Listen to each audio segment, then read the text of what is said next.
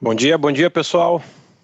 Tudo bem? Obrigado pela presença de todos. Vamos dar início a mais um webcast de resultados da construtora Tenda, referente ao quarto TRI, fechamento de 2020. Meu nome é Álvaro Cauê, sou responsável pela área de relação com o investidor, e hoje aqui no evento a gente conta com o Bruno Daniel, que trabalha aqui no nosso time do RI, Renan Sanches, diretor executivo de Finanças e Relação com Investidores, e Rodrigo Osmo, diretor-presidente. A dinâmica do call vai ser muito parecida de como que a gente fez nos anteriores, tá? Então, eventualmente, o Renan vai fazer uma apresentação dos resultados, na sequência, o Rodrigo conta um pouquinho das novidades do offsite, e aí a gente vai abrir o quórum para perguntas e respostas, tá? Eu peço a gentileza de quem tiver uma pergunta para entrar na fila, peço a gentileza para apertar no botãozinho de Raise Hands, manter as mãos levantadas. Nós por aqui vamos fazer a intermediação, abrir o microfone para que vocês possam fazer as perguntas, tá? Eu vou aproveitar que o pessoal está entrando aqui na sala, eu vou ler o disclaimer e na sequência a gente inicia o evento, tá bom? Esse é o webcast de resultados de respeito aos resultados financeiros da Tenda do quarto trimestre fechamento de 2020. As informações da administração envolvem riscos, incertezas e podem se referir a eventos futuros. Quaisquer mudanças em políticas macroeconômicas ou de legislação e outros resultados operacionais podem afetar o desempenho da companhia. Renan, passo a palavra para iniciar o evento. Muito obrigado, pessoal.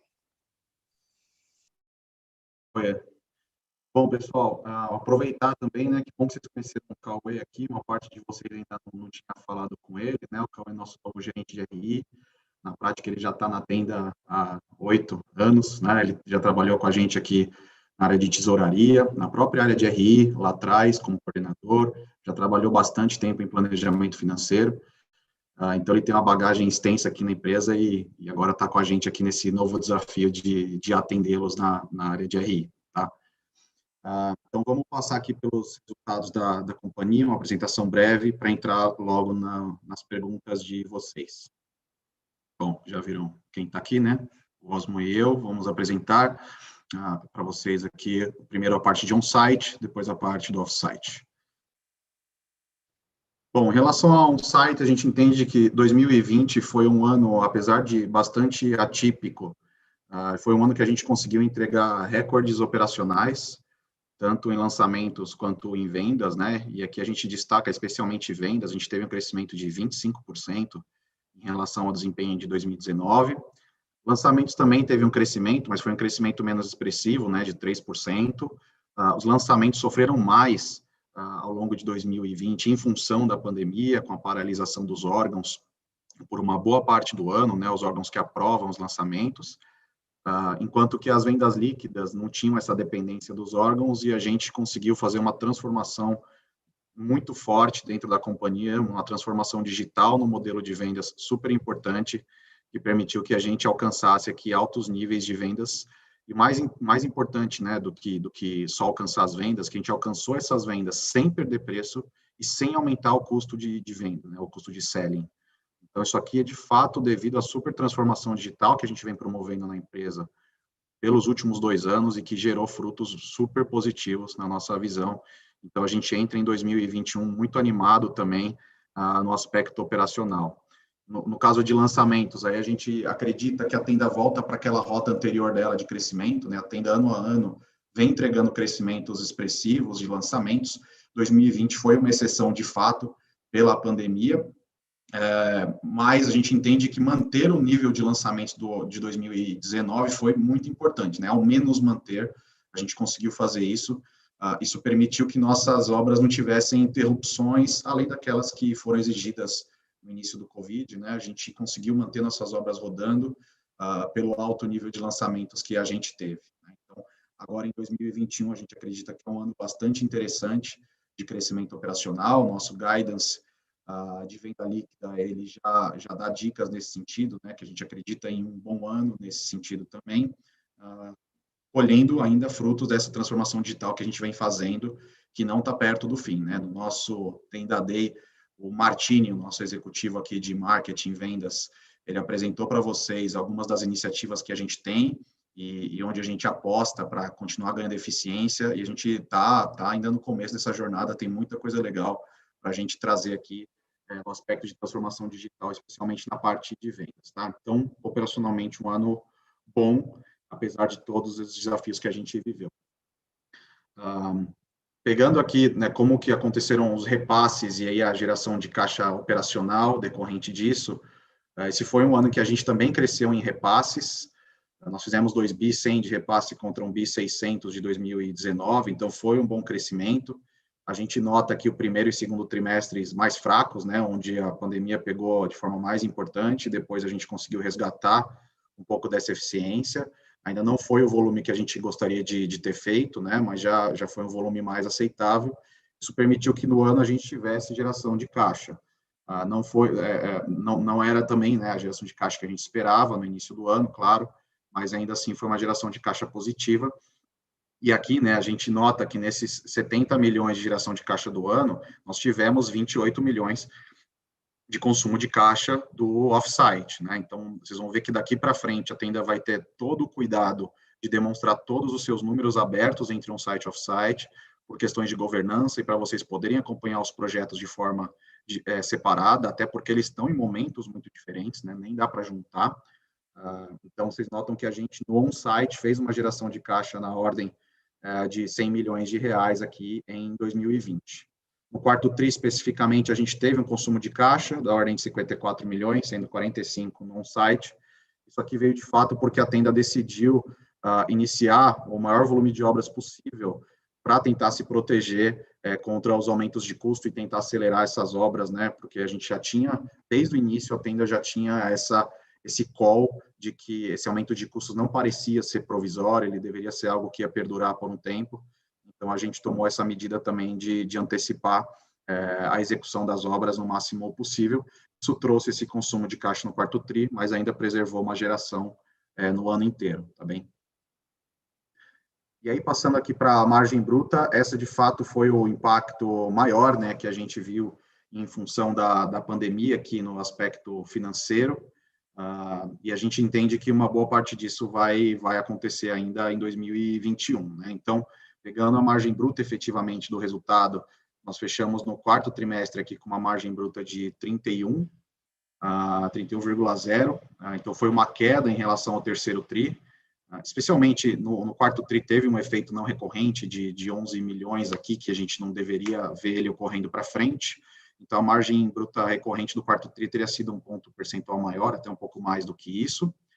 Mas a gente já nota, e o que é mais importante para a gente já nota a margem de resultados futuros caindo também, né? Então, a gente fechou o ano agora com a margem de resultados futuros em 35,2. E isso aqui, especialmente, essa queda, especialmente no último TRI, pelo aumento dos custos materiais, que uma parte a gente já apropriou ele aqui no quarto trimestre, né? Então, foi uma queda expressiva. E a gente não entende que as pressões estão no final, né? A gente ainda tem visto bastante notícia e falado também sobre isso na mídia, as pressões por aumentos de custo ainda continuam, então a gente ainda imagina que essa margem REF ela tem uma tendência de queda aqui, assim que as novas negociações de materiais se concretizarem e elas já estão em andamento, né? Então a Tenda entregou em 2020 um desempenho de margem bruta próximo de 32%, se a gente fosse fazer a margem bruta recorrente, e nós demos já um guidance, desculpa, estou falando de margem bruta ajustada, né, de 32,5%, mais ou menos, se a gente fosse fazer o efeito recorrente, e a gente deu um guidance para 2021 de uma margem bruta de 30 a 32, margem bruta ajustada de 30 a 32, que já reflete um bom pedaço desse aumento de custos que a gente está prevendo. Claro que ele pode ser maior ou menor, a nossa expectativa é que ele seja maior do que o que a gente previu no guidance, né?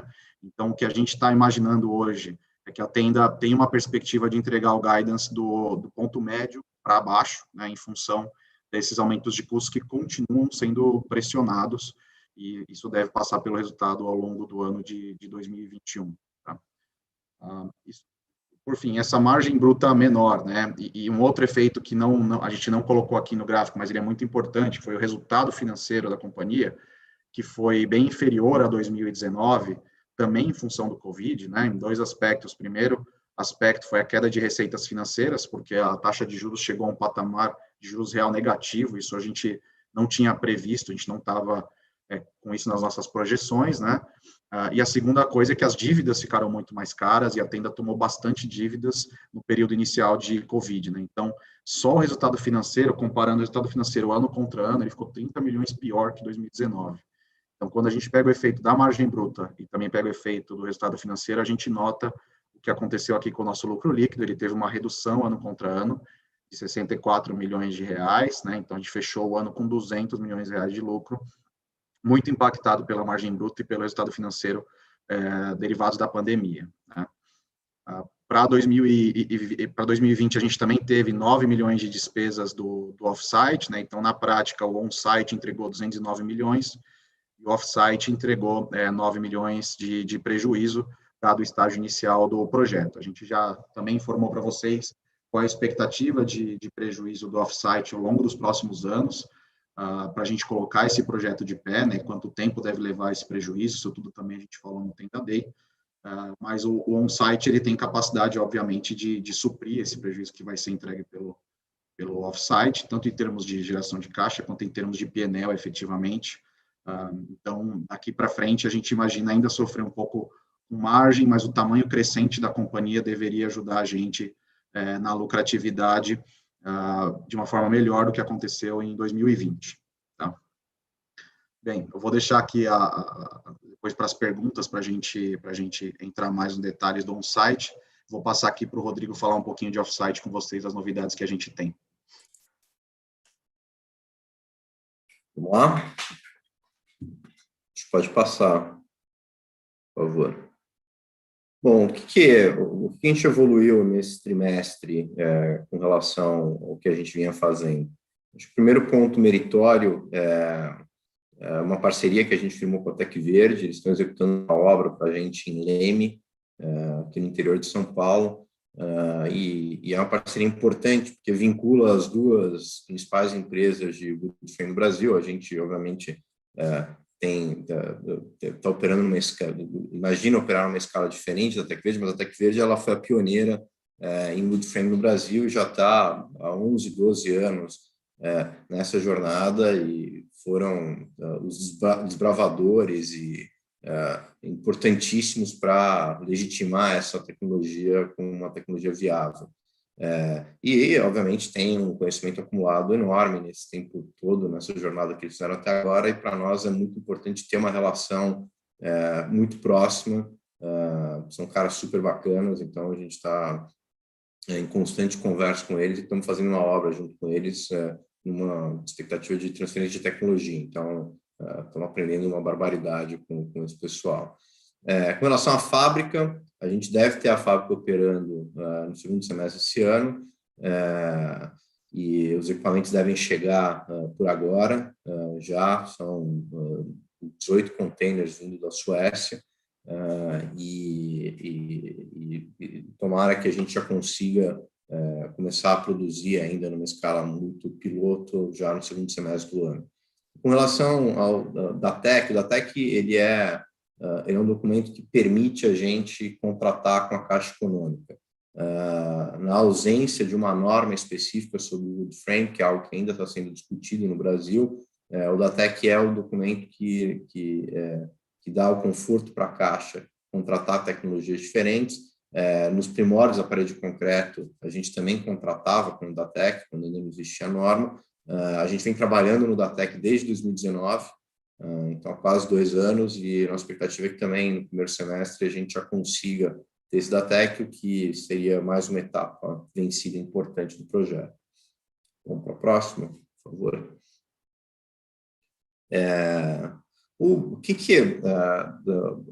Esse é um projeto que tem uma maturação longa, né? E infelizmente o negócio imobiliário tem ciclos longos, e esse tipo de projeto imobiliário que demanda um loteamento são ciclos maiores ainda.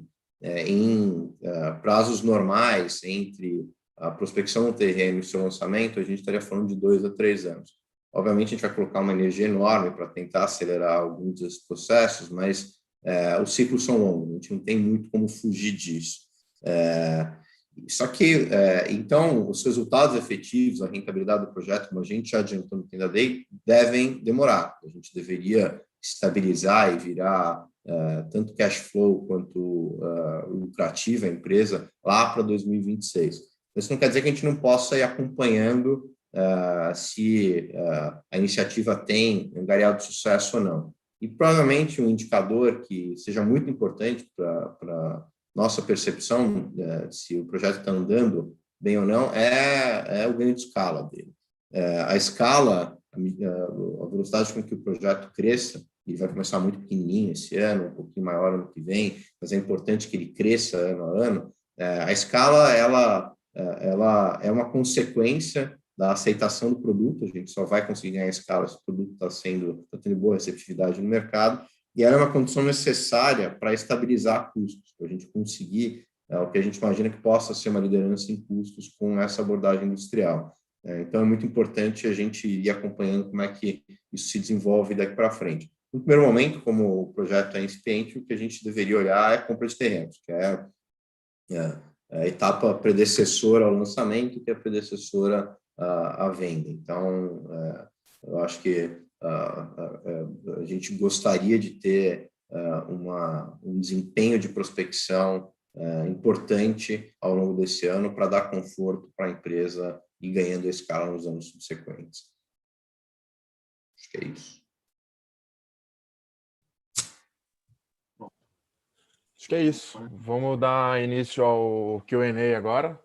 Só lembrando que quem quiser fazer pergunta, peço por favor que utilize o botão Raise Hands, que eu vou fazer a mediação por aqui. Já temos algumas perguntas aqui. A primeira delas vem da Thaís Alonso, do Citibank. Thaís, você já pode tirar o seu microfone do mudo e fazer a sua pergunta, por favor. Oi, bom dia a todos. Parabéns pelo resultado. Primeira pergunta que eu queria fazer é em relação aos processos judiciais que passaram na linha de outras despesas. Vocês poderiam comentar um pouquinho melhor sobre isso? Sobre os 11 milhões que passaram na linha de não recorrentes? E também, se puderem comentar qual que é a sinergia dessa parceria com a Tec Verde, eu ficaria grata. Obrigada. Oi, Thaís, obrigado pela pergunta. Rodrigo, eu falo dos judiciais e dos 11 milhões não recorrentes, tá? E depois você fala da Tec Verde. Bom, em relação aos processos judiciais, Thaís, a Tenda tem adotado uma estratégia, né, a partir do ano de 2020, com bastante energia no quarto TRI, de aumentar de forma relevante os acordos antes dos julgamentos dos processos. Por que isso? Porque a gente ainda tem bastante coisa antes de 2013 passando como ações judiciais, né? Então, a gente já consegue ter uma estatística muito qualificada de quais são os tipos de processo que a gente tem mais chance ou menos chance de perder. Quando a gente consegue fazer um acordo bastante precoce, em causas que têm um risco razoável de a gente perder lá na frente, a gente consegue uma economia bem substancial. Então, nós começamos essa iniciativa, desenhamos ela ao longo do primeiro semestre, ela veio ganhando corpo no quarto TRI, isso fez com que a despesa do quarto TRI aumentasse, e como contrapartida, quando a gente olha aquela nota no balanço, né, a nota explicativa que mostra o risco possível, a gente nota um decréscimo super importante, né? Então, a gente gastou dinheiro na DRE, que foi notado pela DRE, né, nessa linha de outras despesas, e como consequência, a gente teve uma economia bastante substancial na linha de risco possível. A Tenda tende a continuar essa estratégia ao longo de 2021, só que nós não entendemos que o volume de despesas judiciais por trimestre fique tão alto quanto o quarto TRI. Por quê? Porque uma parte do que a gente já fez de acordos já vai aliviar um pedaço do que iria passar pelo resultado esse ano. Então, nós deveríamos voltar a ter um nível de despesas judiciais muito parecido com o que a gente vinha apresentando até o terceiro trimestre. Ele estava razoavelmente estável já há um tempo, né? Porque a gente já entra nessa recorrência de muitos acordos e, portanto, menos julgamentos e por aí vai, né? Então, foi uma medida que gerou muito valor para a empresa no longo prazo, né? Médio e longo prazo, quando a gente faz nossas projeções aqui, vai ajudar bastante. Mas ela teve esse impacto um pouco mais puxado no quarto TRI, não é nada tão relevante, foram 5 milhões a mais do que a gente costuma gastar, e quando a gente olha o impacto que isso tem no risco possível, ele caiu de forma bem mais representativa, né? Esse é o primeiro ponto. O segundo ponto são esse item nas linhas não recorrentes, né? A gente aumentou a provisão de garantia da companhia em algo como 11 milhões em função desse item não recorrente. Na prática, é uma obra grande que a gente tem lá no Butantã, é a maior obra que a Tenda já fez, são 3.300 unidades, e essa obra ela fica acima de uma encosta, o terreno do vizinho é a encosta, né? E a drenagem de água do vizinho, ela começou a dar problema desde as últimas chuvas que a gente teve. Desde o início de 2020 para frente, a gente começou a notar problemas e até alguns deslizamentos na encosta do vizinho, né? E aí a Tenda resolveu fazer um super reforço, como é uma obra muito grande, né? 11 milhões é muito dinheiro, óbvio, mas por unidade, né, construída, ele não é tão relevante assim. A gente preferiu fazer todo esse reforço na encosta para prevenir qualquer problema e não precisar ficar à mercê do que o vizinho está fazendo com a drenagem dele, para não afetar nossos clientes. Hoje não tem risco efetivo, os clientes que estão morando lá, eles estão longe dessa encosta, não tem nada, nenhum risco mais severo, mas é uma proteção que a gente preferiu ter. E mais importante do que isso, na nossa visão, é que os nossos orçamentos, né, daqui para frente, eles contam cada vez menos com os vizinhos nesse sentido, né? Então, a gente tá se protegendo, né, desde os meados de 2020, os orçamentos, né, especialmente nessas obras de infraestrutura maiores, a gente está se protegendo contra cenários do que o vizinho poderia ou não fazer, como é que ele lida com a drenagem dele, enfim. Então, esse evento acabou servindo para a gente enrobustecer bastante nossos projetos de infra daqui para frente, mas, enfim, não teve jeito, a gente decidiu que é mais seguro fazer isso mesmo, e a gente já provisionou ele integralmente agora no quarto trimestre de 2020, tá? Rodrigo, você fala sobre a Tec Verde aí? Olá. Tudo bom, Thaís? Não, o que é essa parceria com a Tec Verde? A gente tem uma obra com eles, e essa obra uma transferência de know-how importante. Eles têm 12 anos de experiência acumulada nessa tecnologia de wood frame. E, além disso, nós temos uma relação muito próxima com eles. Isso é importante para juntas as duas empresas desenvolverem no Brasil o wood frame. Essa é uma tecnologia inovadora, precisa ser normatizada, o brasileiro precisa ser aculturado, e é importante que as duas empresas que estão apostando na tecnologia se deem as mãos para fazerem isso de forma conjunta. Muito obrigada. Valeu, Thaís. Obrigado, Thaís. Nossa próxima pergunta vem da Nicole Nui, do Bank of America Merrill Lynch. Nicole, você já pode tirar o seu microfone do mudo e fazer a pergunta, por favor. Obrigada. Me pode ouvir? Sim, estamos te ouvindo. Pode falar, por favor. Tá. Então, só uma pergunta. Eu quero entender um pouquinho mais quais iniciativas vocês estão tomando para compensar esse aumento de custos de materiais. Então, você falou um pouquinho no release que você acelerou alguns projetos para combater esses reajustes. Você acha que você vai continuar fazendo isso? Tem outras coisas que você consegue fazer porque você está bem limitado na parte de preço. Então, o que mais você pode fazer para compensar por esse aumento expressivo que a gente está vendo na parte de material? Obrigada. Tá legal, vamos lá. Nicole, dando um contexto um pouco maior, né, assim, a Tenda sempre, né, teve como principal ponto, né, a atuação em um segmento baixo de renda, e isso traz uma elasticidade a preço muito forte, né? Então, isso é um desenho do nosso modelo de negócio lá atrás. A gente entende que ele tem esses riscos, né, pela alta elasticidade, e até por isso a gente acredita que a melhor forma de ser resiliente, se proteger dentro desse segmento, é ser o lowest cost provider, né? Apostar na eficiência de custo como melhor medida. Então, quando a gente guiava lá atrás os investidores e os analistas, a gente sempre acreditou numa estabilização de margem bruta inferior ao que a Tenda entregava. A Tenda já chegou a entregar 36% de margem bruta, e a gente acreditava numa estabilização bem inferior, porque se a Tenda, como lowest cost provider, entrega 30%, 32%, muita gente não ia mais fechar a conta. Isso é um pouco do que já vem acontecendo agora, né? Então, de fato, isso se confirmou em alguns aspectos. A gente já começa a ver concorrentes dizendo que as contas não fecham, que as contas para a tenda continuam fechando, né, a despeito dos custos. É claro que a margem cai, mas ela ainda cai para níveis muito saudáveis para a companhia, pela forma que a gente se estruturou e tem eficiência aqui dentro da empresa, né? Então, é só um contexto de que o que está acontecendo agora, a gente acreditava que a margem ia cair. Claro que a gente sabia que direcionalmente a margem devia cair, a gente não sabia por onde ia vir, né? Se ia vir pelo custo, por uma redução do subsídio, enfim. Mas a gente está chegando a um patamar de margem que isso já impede players menos eficientes de operarem, enquanto a gente continua ainda operando com muita lucratividade, né?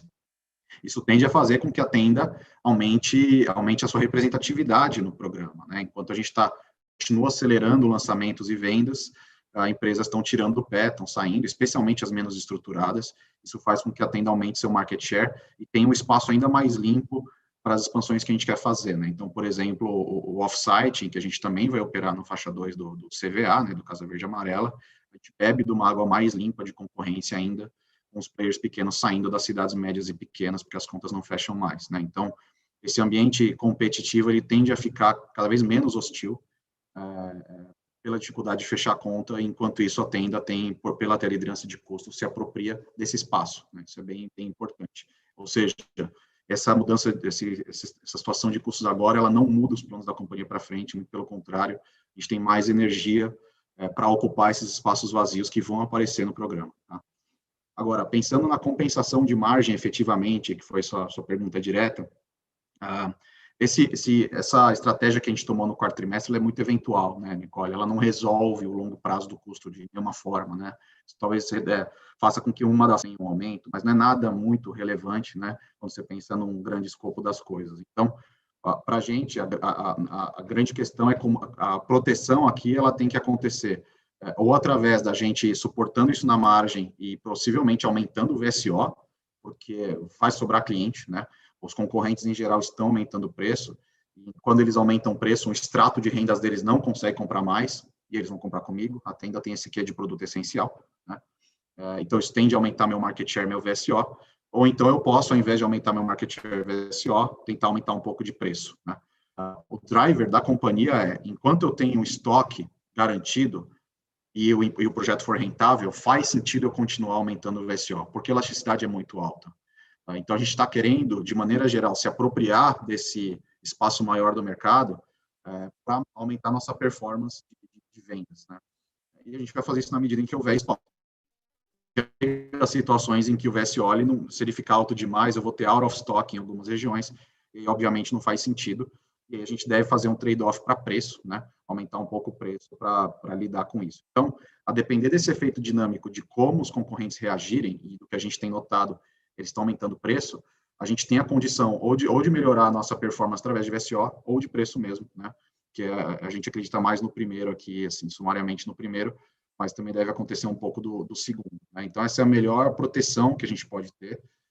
No guidance que a gente previu para vocês, não tem nenhum tipo de aumento de preço por este efeito dinâmico, então isso seria algum upside que viesse, mas eu não considero hoje que ele é tão relevante, né? Porque na prática isso acontece onde existe concorrência por clientes, né? E a concorrência por clientes ela acontece especialmente em São Paulo e um pouco no Rio de Janeiro também. Nas outras regiões que a gente atua, nosso market share ele é elevado, a gente atua quase que sozinho no nosso escopo de atuação, então a gente acredita que o nosso potencial para repassar preço ele é bastante limitado e a gente deve abocanhar aí sim uma parte mais limpa, né, beber água mais limpa e obter esse impacto em margem em função desse aumento de custo, tá, Nicole? Então acho que ele é um pouco, ele é difícil de fugir, a gente não vai conseguir fugir desse impacto em margem, não.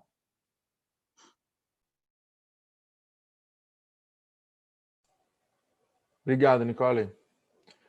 Nossa próxima pergunta vem do Daniel Gasparetti.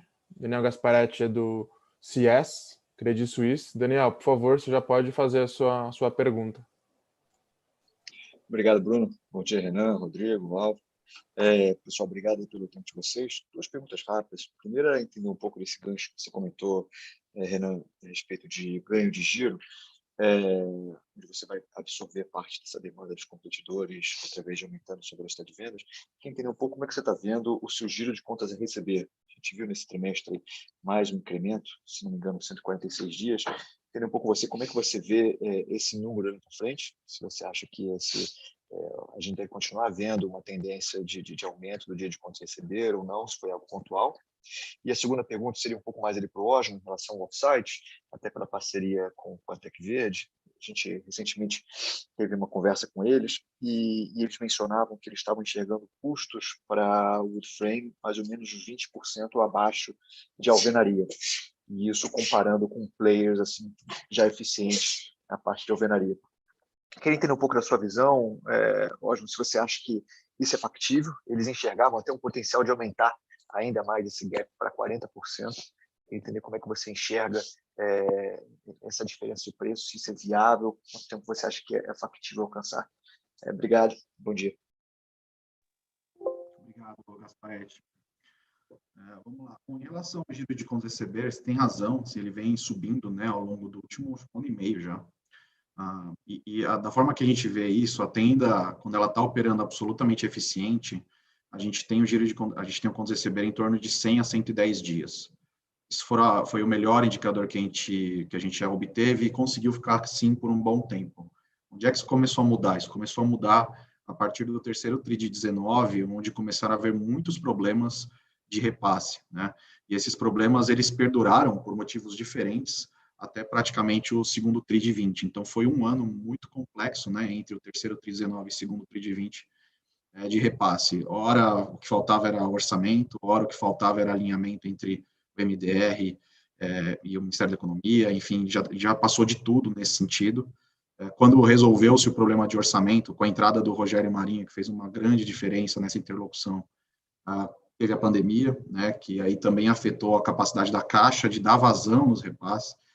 Então, o primeiro impacto que a gente nota dessa desestabilização dos repasses foi o nível de distratos, que a tenda sempre opera muito redondinha, entre 8% a 10% de distratos, e nesse período o nosso distrato subiu e desceu, né, ele chegou a bater 13% em um trimestre, agora ele bateu 7% no outro, então ele não está estável por causa dessa questão dos repasses desestabilizados.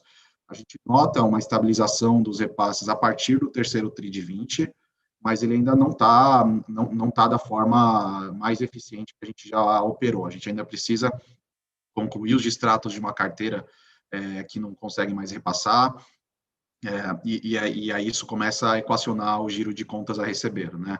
Então, na nossa visão, o giro de contas a receber ele deveria voltar para os 100, 110 dias que a gente operava antes, mas isso deveria levar ainda uma boa parte do ano para acontecer, tá? Então, em termos de modelagem, enfim, a gente ainda acredita na mesma eficiência que a gente operava, só que a gente precisa ainda passar por esse final dessa turbulência para reduzir o dia de contas a receber para 110 dias ao longo dos trimestres, tá?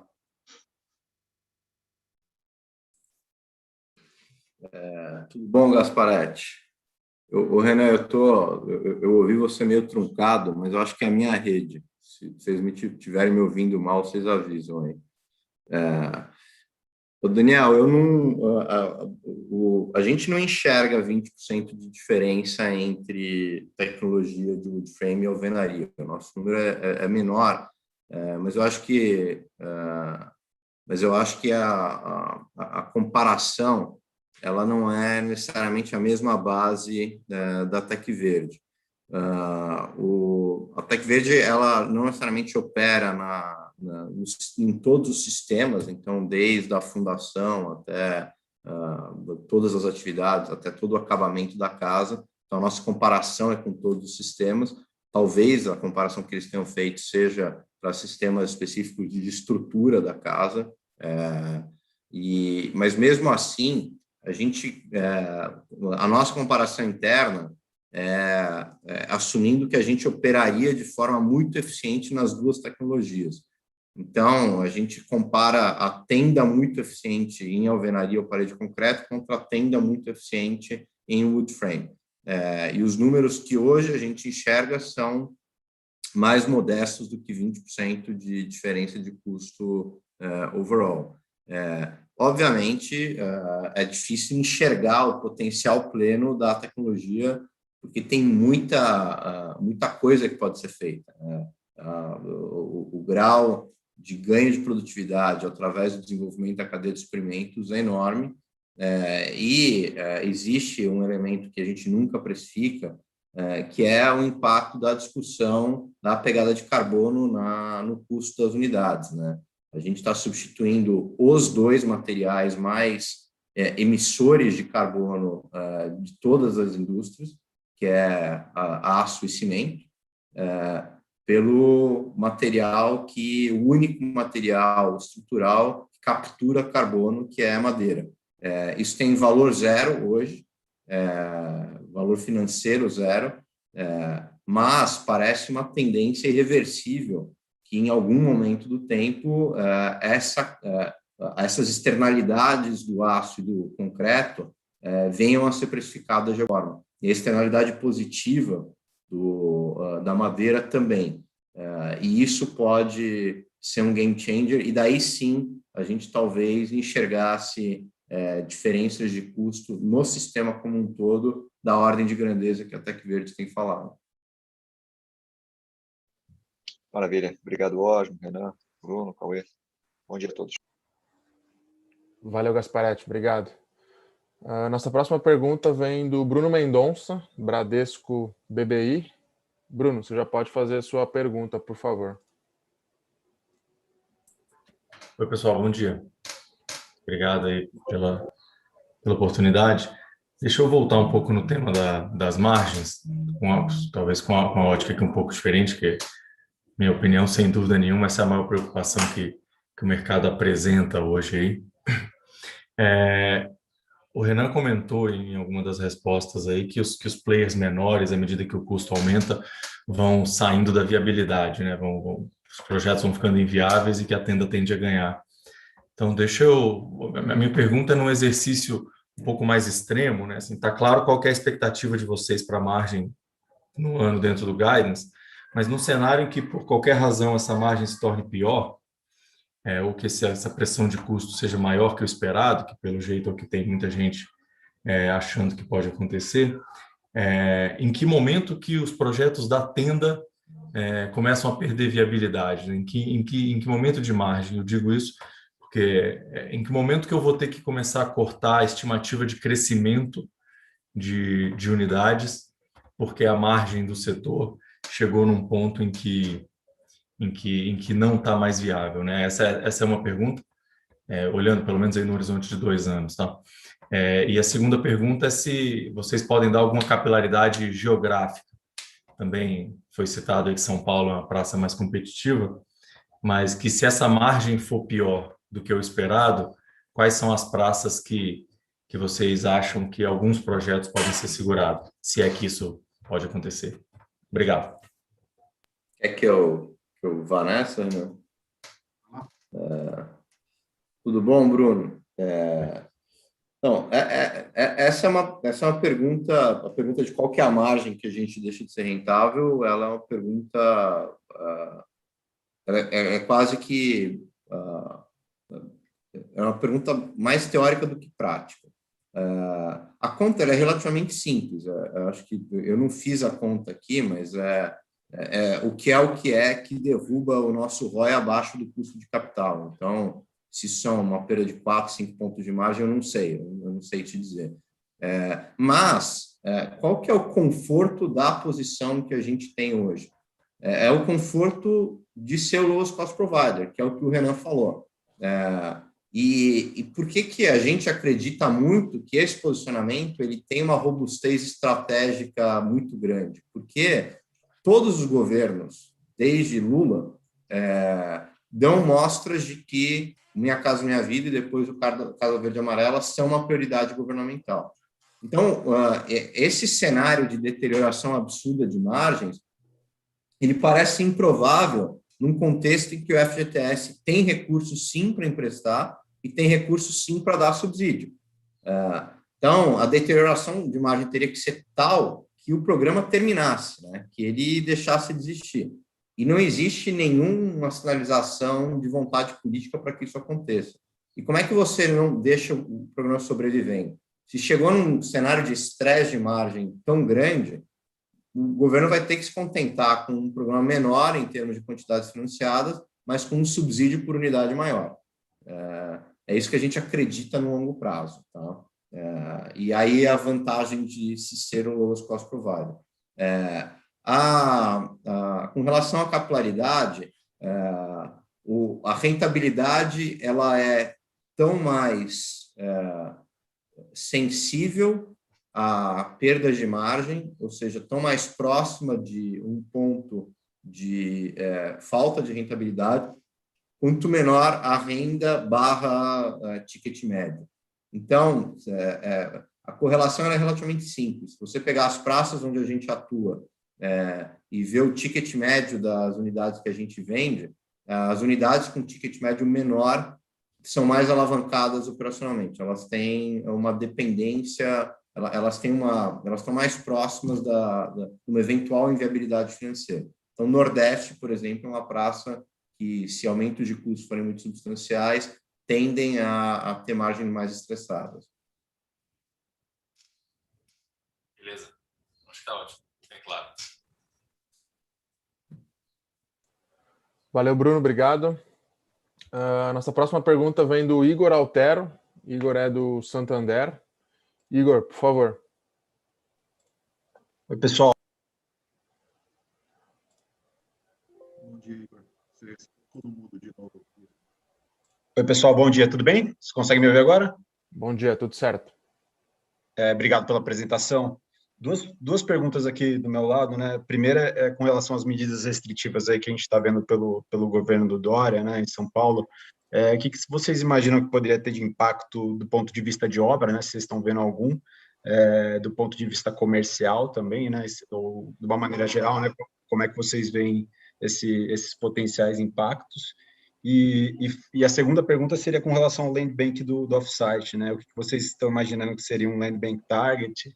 E olhando para as praças, assim, né? Quais são as praças que vocês imaginam que vocês devem começar a tatear para iniciar esse land bank? Só essas perguntas, obrigado.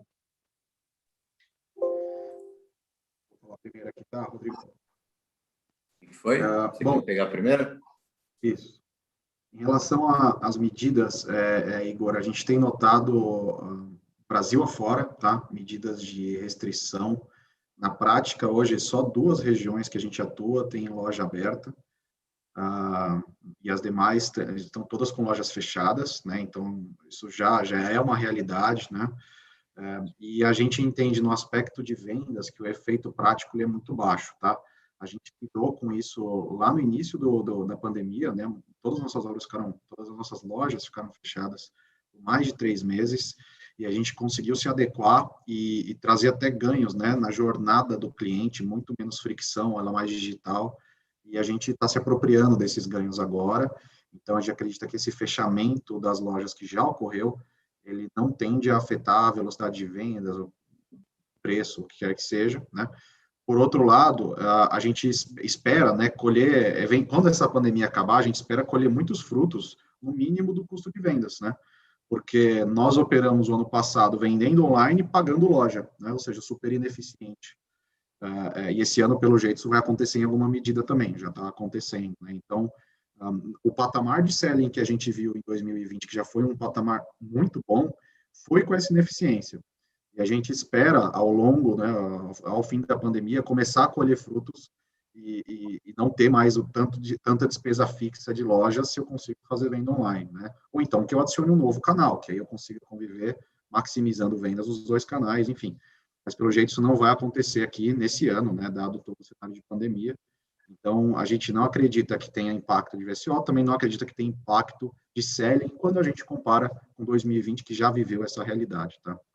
Em termos de obras, a gente tem hoje 11% das nossas obras paralisadas em função ou de decretos ou de contaminações em massa nas obras. A gente veio, ao longo do segundo semestre, sem contaminações em massa nas obras, os protocolos deram bastante certo, funcionaram muito bem, a gente tem protocolos muito rígidos, mas com o nível de contaminação que está acontecendo agora, 2 obras nossas já tiveram alto nível de contaminação, a gente então fez um protocolo de paralisar a obra, todo mundo fica em casa por 15 dias até isso se equacionar, né? Então, tanto essa medida quanto algumas medidas governamentais que já impedem a execução das obras, fazer com que a gente tenha hoje 11% das nossas obras paradas.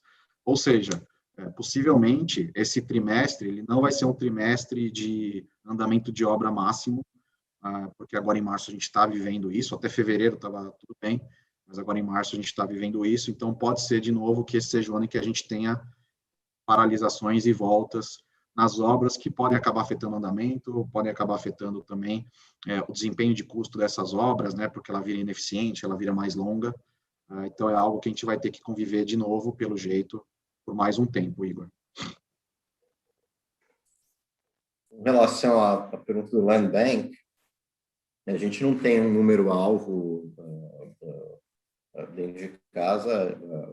A ideia é, de fato, a gente começar a crescer bastante o Land Bank. Ele ainda é muito pequenininho, mas a atuação, nesse primeiro momento, vai estar toda concentrada no interior de São Paulo. Então, é aí que a gente vai fazer as prospecções nesse primeiro momento. Tá legal, tá ótimo. E se puder só fazer um follow-up na questão das restrições, né?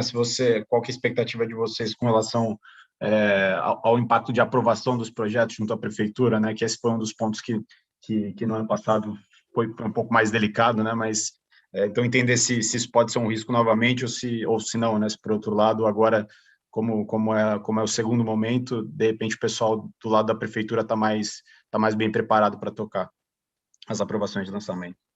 Boa pergunta. A gente discutiu bastante internamente e a gente acredita que o impacto vai ser bem menor. Tá? As prefeituras, elas se estruturaram sim para operar remoto, então elas também colocaram reuniões digitais, aprovações digitais, então isso melhorou ao longo do segundo semestre, até porque no segundo semestre não é que todo mundo voltou a operar físico, né? Nas prefeituras eles conseguiram voltar a funcionar muito em função de terem melhorado esse aspecto digital também. Então, a gente não acredita que esse deveria ser um efeito pesado como aconteceu em 2020 para a Tenda. Pode mover uma coisa de um trimestre para o outro, mas não é nada que faça com que a gente se preocupe em não crescer, em reduzir o tamanho de operação, tá? Então, esse impacto está mais controlado, Igor. Tá ótimo. Obrigado, pessoal. Obrigado, Igor. A próxima pergunta vem do Alex Ferraz, do Itaú BBA. Alex, por favor, você já pode fazer sua pergunta. Bom dia, Renan, Osmo, Bruno e Álvaro. Obrigado aqui pela apresentação. Eu tenho uma pergunta, só acho que já cobriram bastante pontos dos calls, em relação aqui aos recebíveis, né? Vocês estão abrindo um disclosure bem bacana aí da carteira de recebíveis Tenda, os recebíveis inadimplentes mais de 90 dias. Quando a gente olha aquele índice de cobertura aqui, né, ele vem caindo consecutivamente tri contra tri, né? Final de 19 estava mais próximo de 30, e aí, se eu não me engano, está próximo a 22% o índice de cobertura da provisão. A ideia é que entender a melhora aqui na própria arrecadação. Tem algum efeito que vocês imaginam ano que vem, que por falta de auxílio vai piorar esse índice de provisão? Aqui tem alguma corzinha que vocês podem passar dessa queda? Alex, como você gostou do trabalho de montar esse quadro aqui, eu acho que ele ajuda bastante na governança, né? O maior ativo de balanço que a gente tem é esse, né? Então, a gente precisa dar disclosure com qualidade para vocês. Alex, a redução desse índice de provisão, ele aconteceu ao longo de 2 anos já, né? De fato, em função de uma melhora muito substancial na nossa capacidade do collection, né? Então, nossa área de cobrança foi reestruturada 2 anos atrás, vem se transformando e vem trazendo ganhos expressivos para a companhia, né? Isso aparece na DRE e você também consegue notar nesse índice de cobertura. O que significa na prática é que o meu recebimento da carteira atrasada está melhor do que era antes, está bem melhor do que era antes, né? Então, a gente tem menos clientes ficando inadimplentes e os que ficam inadimplentes, a gente consegue resgatar muito mais do que a gente resgatava antes, né? É a rolagem, né? A rolagem caiu, né? Tecnicamente, é o que o pessoal de cobrança disse. Então, como a gente tem conseguido receber muito melhor dinheiro inadimplente, e a gente faz nossas provisões olhando a performance dos últimos 6 meses, esse percentual de cobertura vem caindo, tá? Um ponto que é importante, que é uma proteção de risco muito forte, que é bom vocês todos terem em mente, quando chega em 1 ano de atraso, a gente provisiona 100% do cliente, tá? não importa qual é o histórico acima de um ano, porque a gente também recebe dinheiro acima de um ano de atraso, não importa qual é o histórico, chegou em um ano, a gente provisiona 100%, e a gente não tem nenhum objetivo de mudar isso. Ou seja, todo esse ganho que vem acontecendo, ele vem acontecendo ou em clientes adimplentes ou inadimplentes menores de um ano, e também de a gente conseguir pegar caras acima de um ano e voltar para a adimplência, né? Mas qualquer cliente que chegue a um ano é provisionado 100%. Então, é uma proteção importante que aconteceu por essa melhora no collection. Em 2019, eu diria que o grande ganho foi a aplicação da gestão, uma gestão bastante estruturada, a exemplo do que é feito nas melhores empresas de cobrança. Em 2020, eu associaria essa melhora muito à transformação digital também. Essa área se transformou digitalmente, tanto na forma que ela acessa os clientes, quanto nas possibilidades de pagamento que a gente dá, que agora são inúmeras. Então, isso melhorou muito a capacidade de collection. Pensando em 2021, eu não acredito que a gente vai ter um ano de melhora nesses itens de cobrança, tá, Alex? Por quê? Quando a gente vai avaliar o contexto, eu já estou com as ferramentas quase no estado da arte, na nossa visão, com uma gestão bem feita. Por outro lado, a gente tem um cenário macro pior do que 2020, né? O cliente não tem auxílio emergencial, o desemprego possivelmente vai aumentar, enfim. Então, quando a gente olha a empresa para fora, o cenário dos clientes ele é pior do que era em 2020, né? Então, a gente entende sim que esse é um ano mais desafiador para a cobrança, pelo contexto macro, e a gente hoje não está vendo como compensar isso com melhorias internas, porque a gente já deu passos muito fortes nesse sentido nos últimos 2 anos. É bem desafiador, de fato, esse ano, Alex. Maravilha, Renan. Ficou bem claro aqui. Obrigado. Obrigado, Alex. Lembrando, se alguém quiser fazer mais alguma pergunta, por favor, use o Raise Hands. Um segundinho, vamos ver. Peraí. Boa. Nossa próxima pergunta vem do Marcelo Mota, do JP Morgan. Mota, já pode fazer sua pergunta, por favor. Obrigado, Bruno. Bom dia, pessoal. Pergunta sobre fluxo de caixa e estrutura de capital. Enfim, vocês não chegaram a tocar nesse tópico ainda hoje, mas, enfim, vocês continuam com uma posição de caixa líquido, enfim, vocês fizeram um buyback, teve distribuição de dividendo.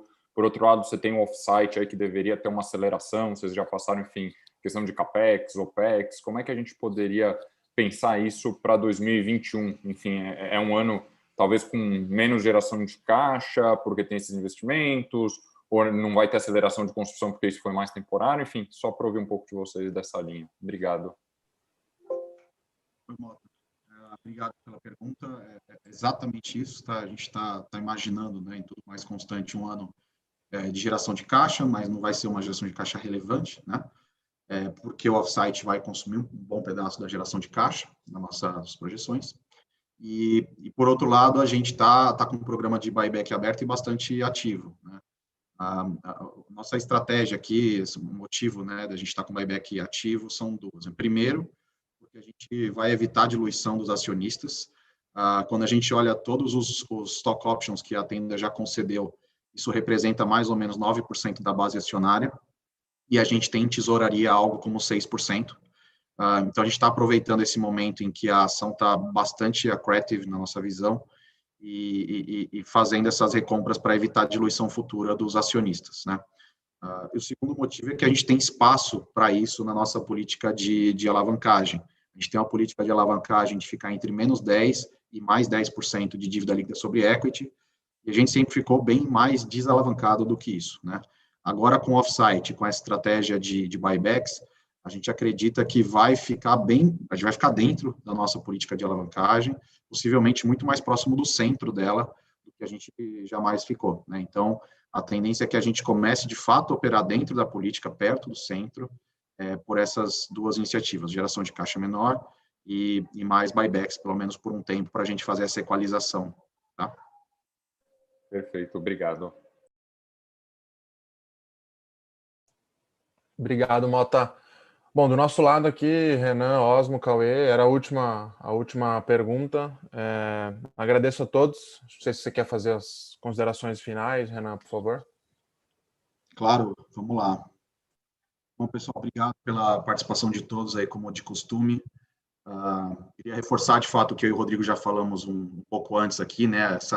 A Tenda, a gente montou nosso modelo de negócio com a estratégia de ser resiliente na baixa renda através da alta eficiência, né? De ser o lowest cost provider. E essa estratégia ela tem sido recompensada agora, né? Em que a gente nota que a Tenda tem capacidade de continuar ganhando margem enquanto muita gente sai do mercado. Isso permite que a gente consiga continuar expandindo a companhia e seguindo nossos planos, né? Então, essa situação de hoje, a gente entende a pressão de custo, ela é real, a gente já fala desde o terceiro TRI que ela não era provisória, que ela ia durar, né? Mas isso não muda o nosso planejamento estratégico. Nosso planejamento estratégico, ele está muito bem ancorado pela nossa estratégia inicial aqui, e a gente pretende continuar crescendo nos nossos 2 modelos de negócio. Então, a gente está bem animado, tanto no on-site, que a gente tem a estratégia de chegar mais próximo do nosso mercado endereçável, né? Nosso mercado endereçável são 30 mil unidades, a gente vem nessa rota de crescimento ano contra ano, de forma importante, né? Com exceção desse 2020 da pandemia, a gente quer continuar se aproximando disso. E a grande novidade que a gente tem aqui no on-site, de fato, é a verticalização dos projetos em São Paulo e já na Bahia também, que tem permitido que a gente aumentasse a penetração, né? Então, dar o exemplo da Bahia, a gente consegue ter hoje simultaneamente 5 empreendimentos dentro de Salvador, além do que a gente tem na RM, que a gente sempre veio bem na RM, mas em Salvador a gente não conseguia ter um bom posicionamento, e agora com a verticalização a gente tem 5 projetos lançados, operando ao mesmo tempo em regiões diferentes da cidade. Esse é o poder que a verticalização trouxe, operando em faixa 2, né, com uma alta rentabilidade. A Bahia se tornou hoje um dos nossos mercados mais rentáveis por essa atuação qualificada, né? Então, o on-site ainda permite um bom crescimento aqui, com essa estratégia que a gente vem fazendo, e no off-site a gente está muito animado com as evoluções do projeto. Já está construindo as casas em Mogi, já tem fotos, boa parte do pessoal já foi visitar também, e a gente está levando prospects para conhecer o empreendimento, tem todo um cuidado nosso para pegar as impressões iniciais do cliente, e a gente está bastante animado com a aceitação. É um produto que tem uma percepção de valor bem alta, assim, que nem parece um produto normal do Casa Verde e Amarela. Então, a gente está muito animado com o projeto off-site, e é onde está bastante da nossa energia aqui dentro de casa, tá? Então, a gente entra em 2021 bastante energizado para continuar nessa rota de crescimento, nessas duas ambições estratégicas que a gente tem, tanto no on-site, que opera em região metropolitana, quanto no off-site, que opera em cidades médias. A gente aumenta a nossa abrangência, e a gente faz isso trazendo uma industrialização que é pouco vista no país, né? Então, é uma transformação muito forte, é uma revolução na prática, no modelo de construção, e apesar disso já ser realidade em países desenvolvidos, aqui ainda não é. E a gente quer se apropriar dessa inovação aqui na Tenda, né? Então, isso é fonte de bastante orgulho e energia para todo o time da Tenda. Vocês podem contar com a gente, que a gente vai tomar as decisões, executar, mirando a maximização de geração de valor para os acionistas no longo prazo, com crescimento sustentável, sempre com conservadorismo financeiro, para não deixar qualquer tipo de distress afetar os planos da companhia, tá?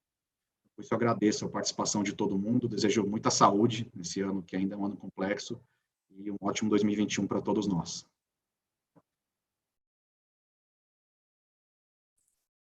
Tchau, pessoal.